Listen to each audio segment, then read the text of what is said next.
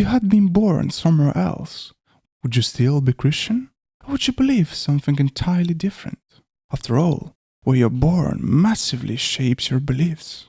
And since Christianity teaches that salvation and eternal life are directly tied to Jesus, doesn't it seem unfair that someone is less likely to be saved simply because they were born in the wrong place? Think about it. None of us choose the century or the country we were born in. So if God is just, why is your geographical place of birth a statistically reliable indicator of how likely you are to be saved? That's some very good questions, because where you grew up absolutely shapes your values and beliefs. Nobody denies that.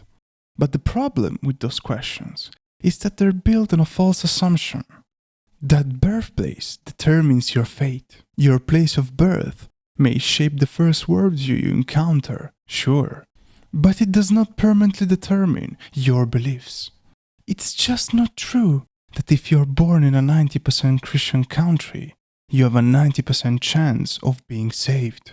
Nor is it true that being born in a 90% Buddhist country means you have a 90% chance of going to hell. No one can predict your future.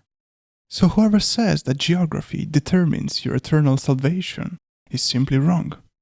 But you might still object and say, okay, but isn't it still unfair that some people encounter Christianity earlier than others? Yes, it is unfair.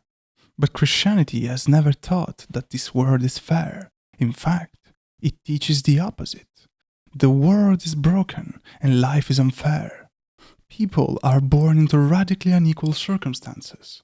Some people are born into safety. Others are born into war, abuse, and suffering. And some die before they ever get the chance to live.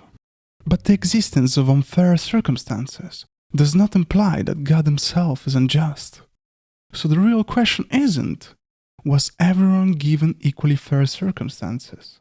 The real question is, can a perfectly just God judge every person rightly despite unequal conditions? And Christianity's answer is yes. No human being will stand before God and be judged unfairly.